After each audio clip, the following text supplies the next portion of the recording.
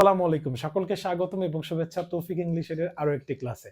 চলো আমরা আজকে দেখব যে সামটাইম, সাম স্পেস টাইম এবং সামটাইমস। আমরা অনেকে সামটাইমস কথাটার সাথে বেশি পরিচিত, মানে হচ্ছে অকেশনালি, ও ডবল সি অর্থাৎ C C A S I O N A L L Y, occasionally, right? অর্থাৎ মাঝে মাঝে।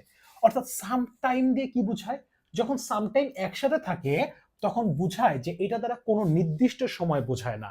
যেমন he was sometime student of the university, অর্থাৎ সে কিছু সময়ের জন্য এই বিশ্ববিদ্যালয়ের ছাত্র ছিল। অর্থাৎ এখানে কোনো নির্দিষ্ট স্পেসিফিক টাইম উল্লেখ করা নেই। এরপরে দেখো সাম স্পেস টাইম, অর্থাৎ কিছু সময় বা কোনো সময়। যেমন কোনো সময় ছিল, he was our principal for some time, সে কোনো সময় হয়তো বা আমাদের আমাদের কি ছিল, অধ্যক্ষ ছিল, রাইট? আরেকটা হচ্ছে সামটাইমস, মানে হচ্ছে মাঝে মাঝে। যেমন সামটাইমস হি অ্যাক্ট দাস, অর্থাৎ মাঝে মাঝে সে এরকম ব্যবহারই করে। ঠিক আছে, এখন এই জিনিসগুলো ব্যবহারে একটু আমাদের সতর্ক হতে হবে। যখন দেখবা যে সামটাইমস এর মাঝে স্পেস আছে, তখন বুঝে নিবা যে এখানে কোনো সময় অর্থাৎ কিছু সময়ের কথা উল্লেখ করছে। আর যখন সামটাইম একসাথে থাকে তখন এটা বুঝবা যে হচ্ছিল কোনো নির্দিষ্ট সময় উল্লেখ করা নাই। আর যখন সামটাইমস তখন মাঝে মাঝে।